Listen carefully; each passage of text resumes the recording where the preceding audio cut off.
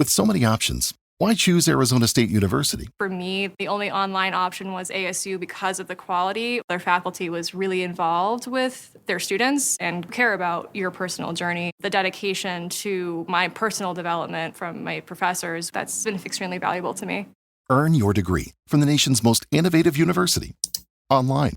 That's a degree better. Explore more than 350 plus undergraduate, graduate, and certificate programs at asuonline.asu.edu. This episode includes descriptions of violence and discussion regarding the misgendering of victims.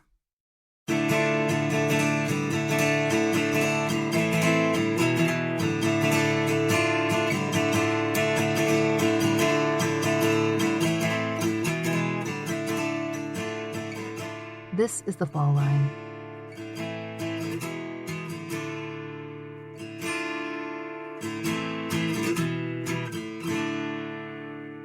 She was experiencing the typical issues that most folks in her situation were facing and still face today. You know, she was having disruption in employment, access to good resources. I mean, if it weren't for her retirement check, I'm not sure that she would not have been on the street at the time that this event occurred. Jacksonville, Florida. It's situated in the northeastern part of the state, along the St. Johns River. Jacksonville was and is a military town. That began with the French invasion of Timucua territory and then the establishment of Fort Caroline. Today, the area is home to multiple Marine and Navy facilities and one of the largest military populations in the United States. Jacksonville was home to a woman named Terrianne Summers, too. She'd spent 22 years in the Navy and had retired as a lieutenant commander. For years, she'd lived with her spouse and child in the city, but midlife had brought a lot of changes. In 2001, she was 51 years old, and she was separated and on her way to divorce. She also had a teenage son from her second marriage, but no custody. In 2001, Terry was living with a roommate in Murray Hill Heights in Jacksonville. They rented a little place on Day Avenue. The house was a split level with a detached garage and a short chain-link fence lining the property. And there was a park only a few hundred yards away. According to local writer Tim Gilbert, that little park in Jacksonville doesn't have a name. If you look it up online, pictures show a wide, flat expanse dotted with palm trees and evergreens and log posts that mark the property line at regular intervals. On the night of December 12th, 2001, Terrianne Summers arrived home from work. Though she'd struggled to find employment since her retirement, she'd finally gotten a stable job with the U.S. Department of Labor. She often worked late into the evening, and that night was no exception. As she arrived home, she stopped at her mailbox and then pulled up the driveway and parked. As she exited the driver's side door, she was shot from behind, and she fell, still holding her mail. Her purse hit the ground.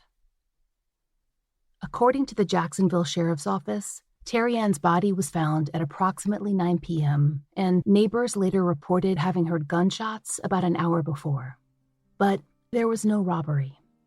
The incident report lists the following: assailant unknown, relationship unknown, homicide investigation continues. Terrianne Summers was well known in Jacksonville, in activist circles, and in the LGBTQ+ community. She was known for involvement in mentorship and served on various committees. She was also involved in anti-discrimination work, including protesting Winn-Dixie grocery chain, and that's headquartered in Jacksonville. When she had free time, she spent it on the West Side, in neighborhood hubs of LGBTQ+ businesses and social life. Just weeks before she died, Terrianne had attended a Jacksonville event for the Transgender Day of Remembrance. That was November 20th, 2001. The next year, in 2002, her own name would be included in that memorial. Her friends would gather there to speak it. One of those friends was Carrington Rusty Mead, who we interviewed for this episode. Rusty, a lawyer and longtime activist, was involved in Terrianne's life and, after her death, her case. You'll be hearing from him throughout this episode. In August of 2002, 8 months after Terrianne Summers was shot, 28-year-old Deasha Andrews, another Jacksonville area woman, was shot. Her name would also be memorialized during the 2002 Transgender Day of Remembrance. Deasha was found in her car in the morning hours of August 8, 2002. Terrianne had been shot from behind. Deasha was shot in the head at close range, likely by someone sitting in her car. Like Terrianne Summers, Deasha Andrews' case would not be solved that year or the next, or to this day, 18 years after she was killed. The cases of Terrianne Summers and Deasha Andrews were reported as unrelated, and as far as we can tell, that's true. The women didn't know each other and were in different parts of town and found in different circumstances. Terrianne was a 51-year-old white woman, separated and had children, and Deasha, a 28-year-old Black woman, unmarried and without children. Deasha was a sex worker, and Terrianne in IT support. Terrianne's murder was originally framed as a hate crime. Deasha's didn't get enough press to have any real framing at all. But they are connected in that they died in Jacksonville.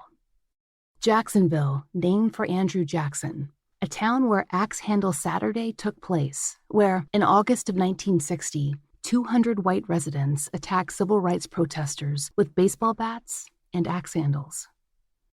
Terrianne and Deasha lived and died as transgender women in the Deep South.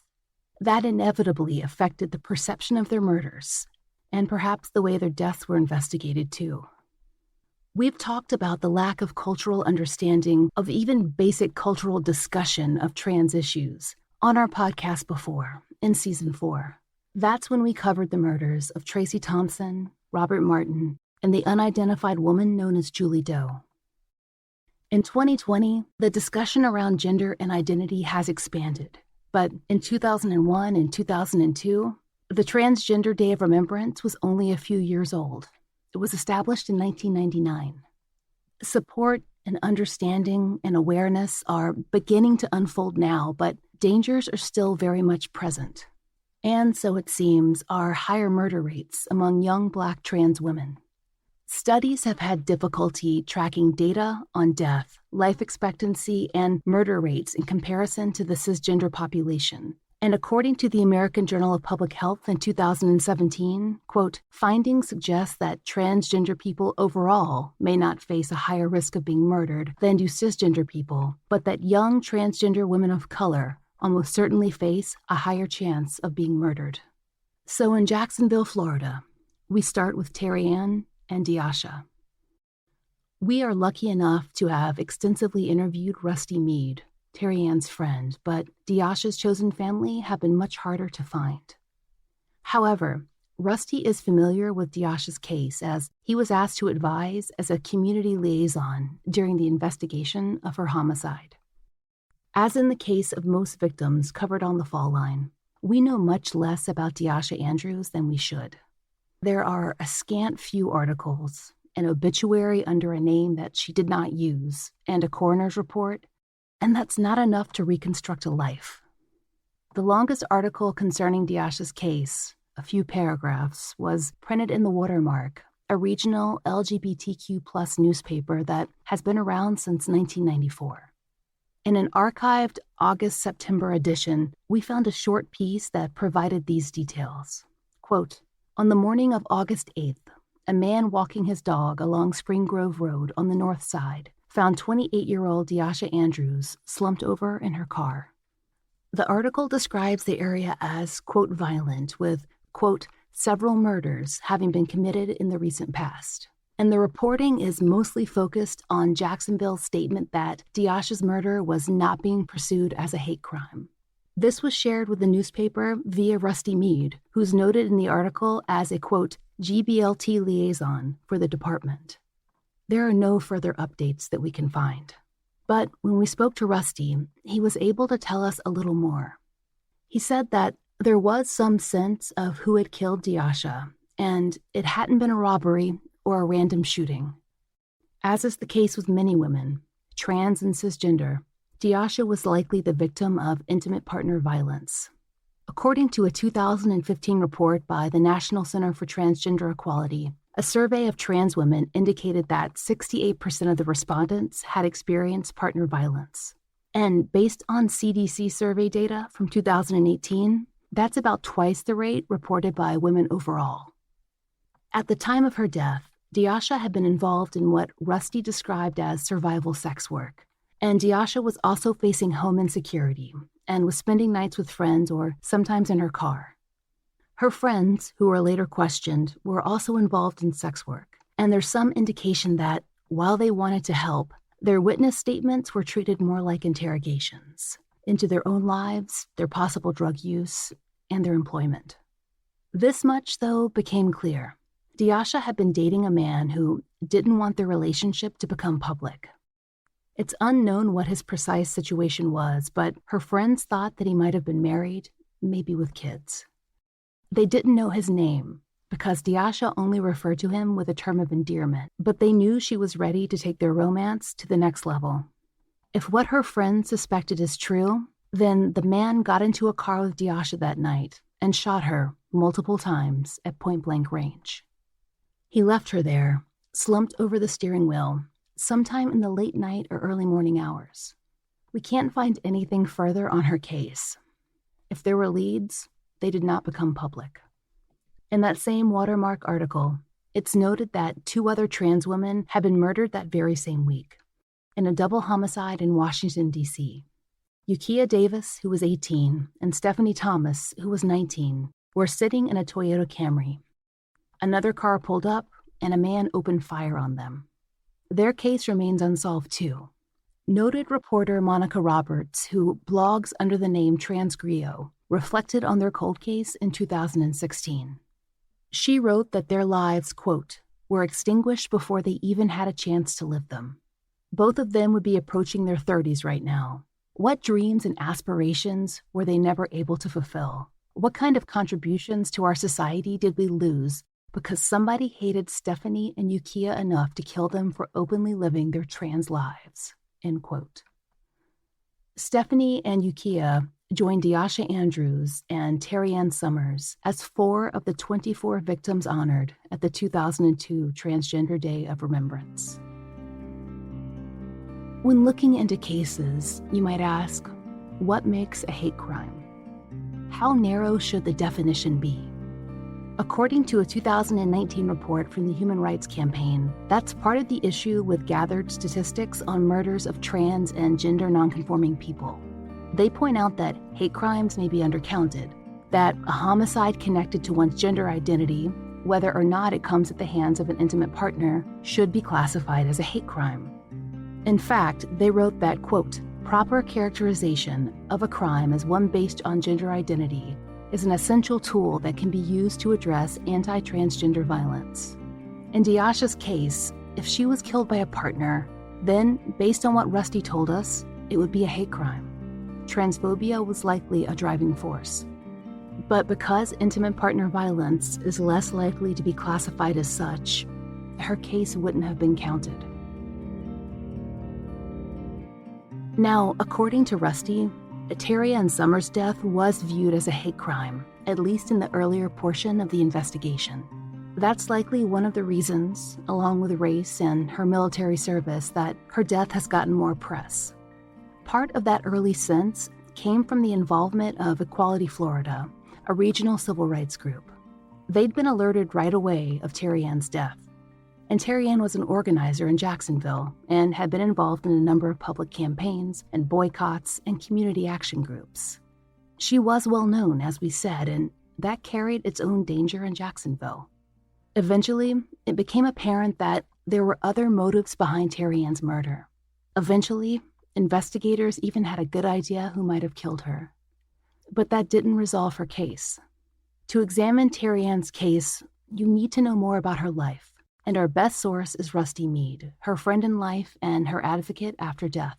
Rusty first met Terrianne Summers in the late 1990s. It was a time when Rusty was going to law school and caring for his dying wife. It was an extraordinarily hard time. And he'd met Terrianne during an extraordinarily hard time in her life, too. They became acquainted on the west side of Jacksonville, where they both frequented LGBTQ+ friendly establishments. I met her actually at the local bar over here on the west side. That was the local lesbian bar. And depending on who you talk to, it was either the first bar in town or it was the second bar by 6 months in town. Definitely a bit of a dive. Poor ventilation, bunch of chain smoking. Working class. Lesbians mainly habituating in there, and then the occasional trans woman would be in there. So we didn't have a lot of trans folks who were coming out to the bars at that point. But Terrianne, I think, she was probably the first one I actually met who was sitting at the bar because she identified as a lesbian, so she would hang out at the lesbian bar. What was your first impression of her? It was the first time I'd actually had an opportunity to, meet anybody, on a personal level that was, who identified as trans on any level, other than my, brief interactions with performers, that had been, in the bars. So it was the first time I actually got to talk to anybody. And she was friendly, she's affable and had a good sense of humor.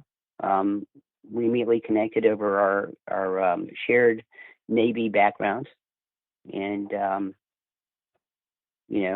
she was telling me about how she was a Mustang. She used to be a commander in the Navy. And so I was pretty impressed by that. Here she is, starting out as enlisted and ending just a rank below where most officers would end up after 20 years. After Terrianne retired from the military, she took stock of her life and knew she could not continue to live as she had been. When she came out to her wife as transgender, her wife no longer wanted to continue the marriage. And according to Rusty, Terrianne had not wanted to end things. But their interactions became strained, especially around custody of and contact with their child. Terrianne continued to pay alimony and child support, most of her retirement benefits from the military, but she dropped the checks off at her old home's mailbox, with no contact with her former spouse. Both of these situations were fraught. Terrianne had trouble generating income, and she missed her family so much. She'd gone from an established career and family into single life and frequent unemployment. When she retired, from what I read, she was having difficulty getting work with her education and job experience.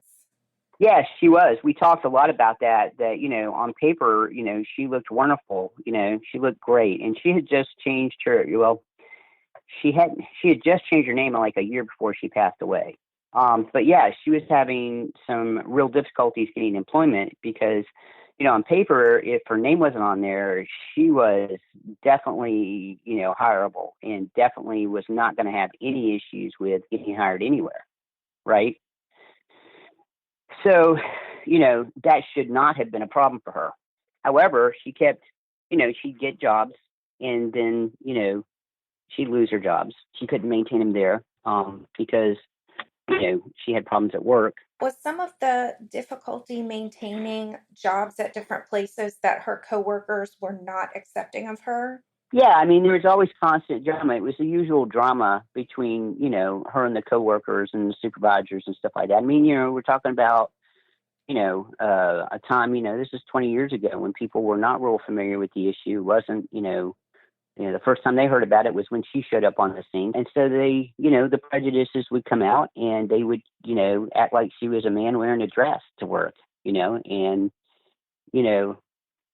be really nasty with her. She wouldn't say anything about it because she didn't want to, draw attention to herself.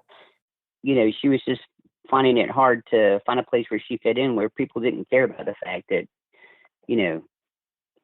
she was born, as a neonatal male and was identifying as female. It wasn't hard to tell who she used to be. And which, made it fully problematic because she couldn't really access the resources she needed in order to be who she really was. Because at the time, the VA, she didn't qualify. Well, she wasn't in the VA system because she was doing TRICARE, and the TRICARE didn't offer hormonal, treatment for gender dysphoria at the time. So she didn't have access to the resources for it. The accentuated issue, she wasn't able to see her son because her soon-to-be ex-wife was very hostile towards her and wouldn't have anything to do with her and would not allow the boy to be anywhere around her, right?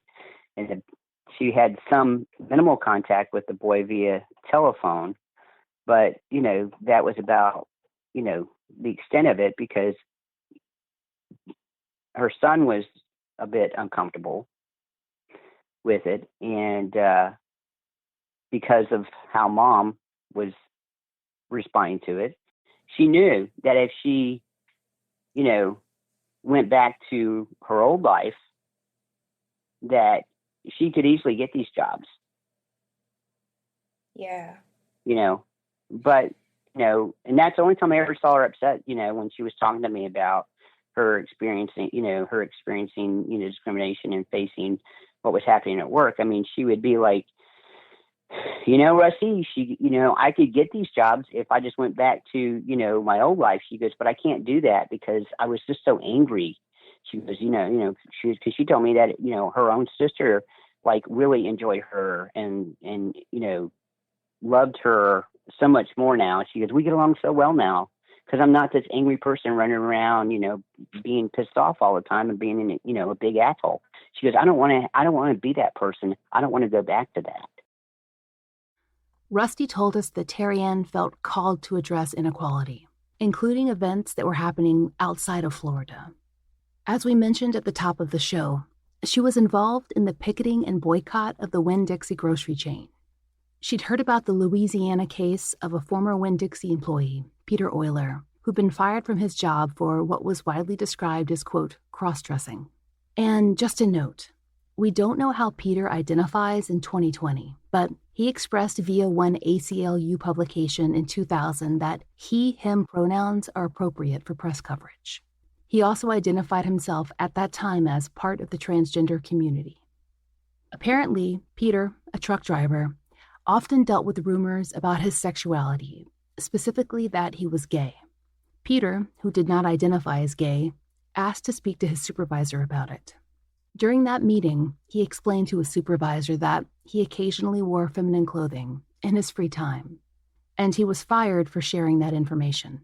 According to case records, Peter, backed by the ACLU, sued Winn-Dixie Corporation for, quote, engaging in sex stereotyping in violation of state and federal laws banning sex discrimination. Per the Associated Press, Winn-Dixie said they fired him because of possible negative repercussions. They were, quote, concerned about what effects his cross-dressing would have on customers if it became known that he worked for the chain.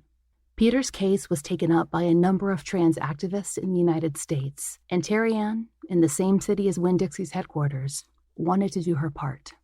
Rusty remembers Terrianne's activism around the case.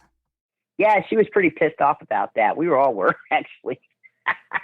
I couldn't go to... She was out there picking the hell out of Winn-Dixie, that was for sure. I mean, it really was a mirror in some ways of the difficulty she was struggling through. She was just attempting to go to work. That was all she wanted to do. And, the gentleman that worked for Winn-Dixie was having the same situation, just trying to work. I think that's kind of where we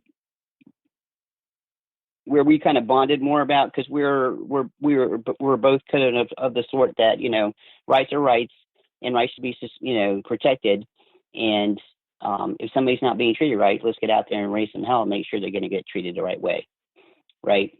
And so, yeah, that really put a bee in her bonnet, and she's like, let's go out there and, demonstrate against these people and pick the hell out of them, And, at the time, Winn-Dixie wasn't worried about, damaging their reputations because, I guess they, we live in an area where it was okay to be a bigot. It still is. So, about certain things. Although we did recently have the Confederate statue removed yesterday morning, actually, from downtown, right across the street from our city hall. She would have been really happy about that too, I'm sure. So, So Jacksonville, definitely I call it the armpit of the South. It's a bit ugly and it stinks sometimes, and it's uninhabitable at moments. There's things that we're kind of stuck, in the past on. And Jacksonville's always been a little slow to keep up with the times. Peter Euler's case would ultimately be decided a little under a year after Terrianne Summers' murder. A United States district judge ruled against Euler, stating that he was not part of a protected class and thus not covered under Title VII. Court records indicate that Peter Euler was described as having a, quote, gender disorder. As for Peter, he and his wife, Shirley, would go on to report long-term effects of the dismissal from Winn-Dixie, including the loss of health insurance, money issues, and high levels of stress. Terrianne wouldn't see that judgment, but Peter Euler's case wasn't the only issue that had Terrianne's attention that December. As you might recall, her house was very near a park, and at that park there was regular drug activity. There were a number of young men and adolescents who hung around the unnamed recreation area, and Terrianne reported to her friends that drug sales went on all day. Terrianne repeatedly called the sheriff, but she also went out in her yard to directly confront the people that she viewed as a threat to neighborhood safety. Rusty remembers trying to talk to Terrianne about her tactics, but to little avail. Well, she was being a sailor, she was, out there being rough mouth with them, and then they would threaten her, and then she would, mouth off on them back and, brandish her weapon. She'd walk them, she had a fenced in front yard, so she used to walk, the house she was renting. So she used to walk up and down inside the fence. She's like, Rusty, I can do what I want. I can have that gun on my hip and they can see it, I can do what I want because I'm on my own property. She said, I call the sheriff up and they don't want to come out there, because they run off when the sheriff shows up. And she'd been calling the sheriff on them. And I guess she did it enough that the sheriff's office was getting pissed at her too, because they were tired of coming out there answering the calls, because of course they'd come out there and then, the kids would run off, or if they didn't, there was nothing that, they could do to prove that they were actually doing something out there. And that had been a problem in the parks, citywide. I mean, because at the time, we had city council members who kept petitioning for parks, especially in the Northwest Quadrant and stuff like that, where they were having issues with drug trafficking. And the residents were like, we don't need another park because, the drug dealers are going to take it over and we're going to have drug problems out in front of our yards. And we don't want that. So a lot of the, a lot of the poor kids wanted places to play, but a lot of the, their parents didn't want those parks there because they didn't want to attract the drug dealers. And so that had been like a never-ending kind of circling problem, that was triangulating in the Northwest area. And this neighborhood was like at the, kind of like on the fringe of that area. And we're talking about a neighborhood filled with people who are being treated disparately to begin with. Although Terrianne's neighbors may not have wanted their children in unsafe parks, they weren't necessarily on Terrianne's side either. She was wielding a gun openly in her front yard and engaging in regular shouting matches with the young men and boys who were at the park. The entire situation was likely frightening and disruptive to people who were already living in an area with fewer city amenities, less support, and a law enforcement presence that would likely be viewed as not protective or preventative. No one is sure if there was a specific interaction that sparked the events of December 12, 2001. It was a day much like any other in Terrianne's life. Getting home far after nightfall, checking her mail. Likely that night she was thinking of her roommate who was recovering from surgery. Terrianne had actually called to check on her earlier in the day. But sometime soon after she pulled her car into the area of her attached garage, she was shot from behind. When we spoke to Rusty Mead, he talked to us about how he received the news of Terrianne's death. So I was napping, and I got a call from one of my friends, and he was the president of Jasmine, the Jacksonville Area Sexual Minority Youth Network at the time. And he called me up to let me know that Terrianne had been shot the evening before, and they suspected it was because she was transgender, shot in her driveway, and that we'd been having some trouble in the area with some really loud bigots, making threats and stuff like that, and through different conduits and such. And so there was a concern that those of us in perceived leadership positions might get targeted. So it was not just the immediate loss of your friend. It was also you having to all of a sudden be aware that you could be in like mortal danger.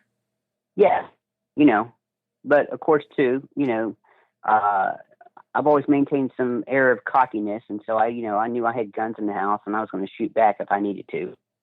And then, I got more information later. I asked my friend, I said, so what happened? And he said, well, I don't know. She just got shot in her driveway. So then I called somebody else I knew about that might know more. And then they told me what had happened was that she was in the driveway and got shot while she was checking the mail. So I went over there to go check it out. And the sheriff's line was there. I immediately was identified as somebody who was close to her, and so they were talking to me to find out what was happening, what was going on, what happened. And I said, I didn't really know. I said she'd not been threatened before. I said, but I knew she was having trouble with the guys in the park. And her house was kind of catty-corner to the park there. And then they said, yeah, we heard that too. I think within about 48 hours, we all realized that it had more to do with the fact that she was troublemaking with the guys in the park than it had anything to do with her transition. However, her roommate contacted Equality Florida right away because she, just decided to contact them and tell them that Terrianne was shot because she was transgender, right? So the crime scene, I don't think that the kids who shot her knew that she was transgender at the time. I don't think they discovered it until after they shot her, because it looked like, they had pulled her wig off, I guess, after she was shot. And then they kind of ran away. Witnesses kind of said that they appeared to be startled and ran off. I mean, I think if it had anything to do with it at all, I think she was more targeted because of the trouble she was making with the guys that were trying to sell drugs in the park, right? She was interrupting their business flow. Even as Rusty began to understand the possible motive behind Terrianne's murder, he also grew concerned by some of what he saw in the initial investigation. Though he didn't and doesn't think that her gender identity was directly related to her murder, he had concerns about both the treatment of the crime scene and the way that Terrianne was discussed by those who were on the scene. The sheriff's office, you have to think about, there was a big furor about that afterwards because, they were sloppy about it. They were insensitive about it. They were standing it was Christmas time, and they're standing there along the tape, and there was officers standing there laughing and stuff like that, which got a lot of people in the community upset because they thought they were making jokes about, her being a guy in a dress or something like that. They were being insensitive to the victim while she lay there. They thought that wasn't, okay. And I addressed that issue with them. I wound up doing my own investigation so that I could figure out whether or not, number one, if it was a hate crime, and number two, if the sheriff's office's investigation had been influenced by the character of the victim, right? But do I think that her being, transgender may have affected some of how they,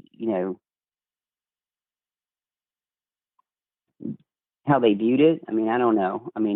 I never got the indication that they were biased about it because she was transgender.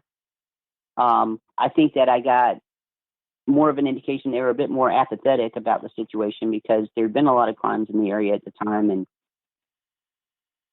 I think this was just one of many that they were trying to solve. We almost got shut out of the investigation, but the sheriff's office agreed to.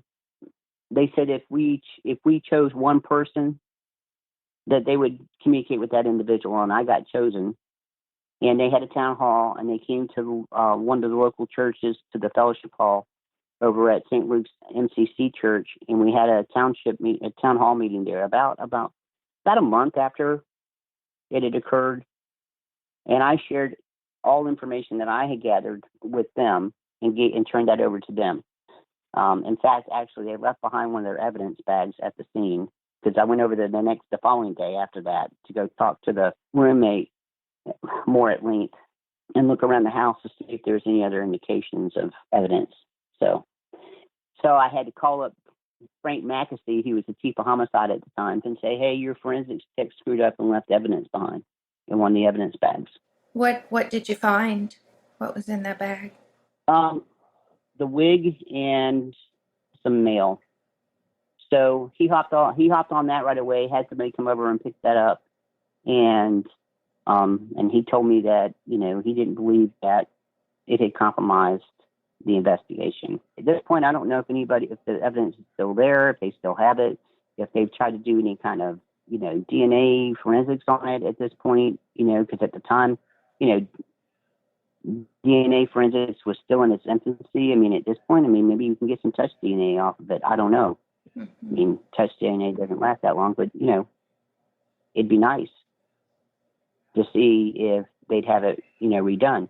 But now, if you know that, the mail and wig were left behind in a forensics bag, and her roommate told me she hadn't, that she opened it, but she didn't touch anything inside, so that's good. But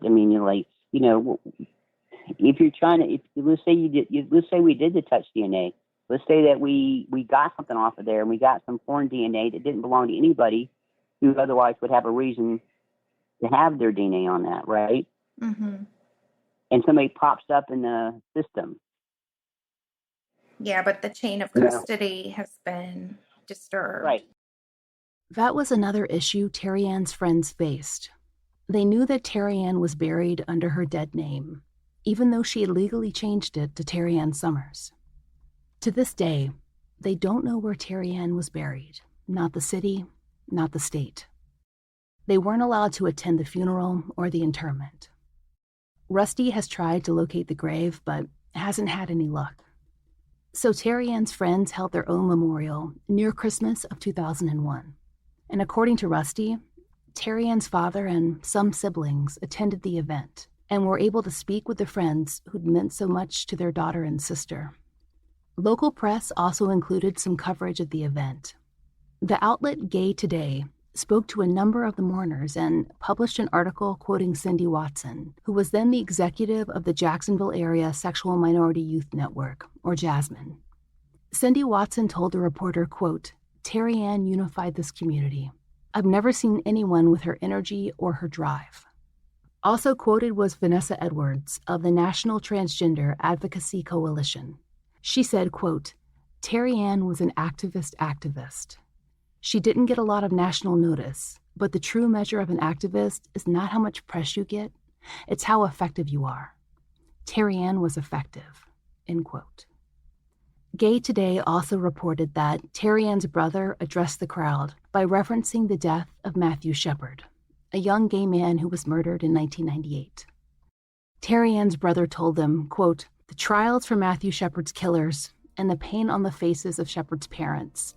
I never thought that a couple of years later, I'd be speaking before a room full of people at Terrianne's memorial service and looking across the room and seeing that same look of pain on my father's face."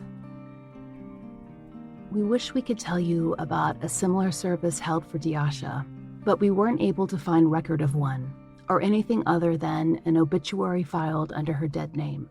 Both Deasha and Terrianne's case listings wait in the Jacksonville Sheriff's Unsolved Homicide Database, along with 1,500 other cold case murders.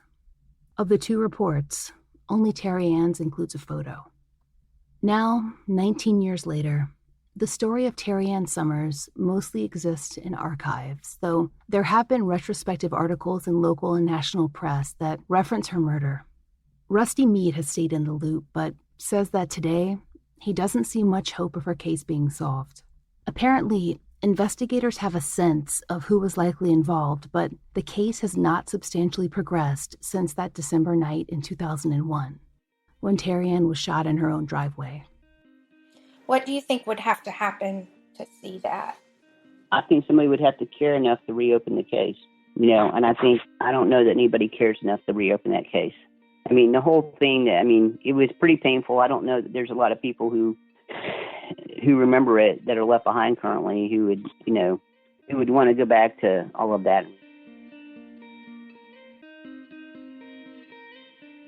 Deasha Andrews' murder is just as cold, and even less likely to be solved.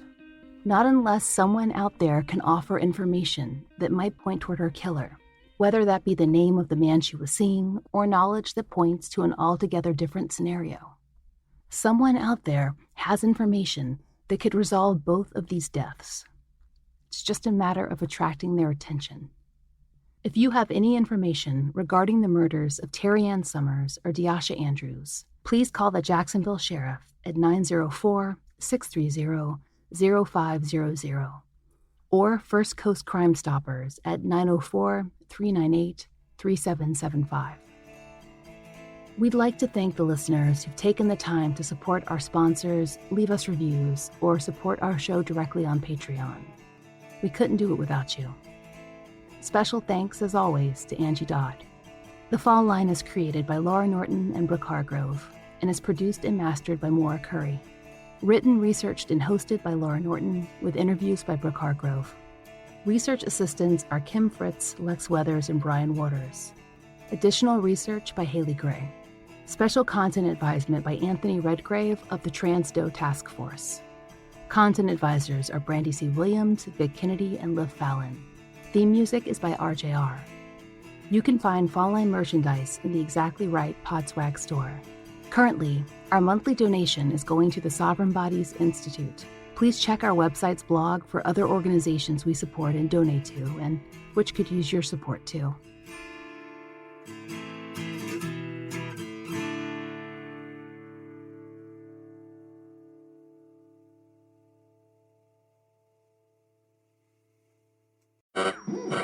We interrupt this program to bring you an important Wayfair message. Wayfair's got style tips for every home. This is Styles McKenzie helping you make those rooms sing. Today's style tip. When it comes to making a statement, treat bold patterns like neutrals. Go wild, like an untamed animal print area rug under a rustic farmhouse table from Wayfair.com. Arr, fierce. This has been your Wayfair style tip to keep those interiors superior. Wayfair, every style, every home.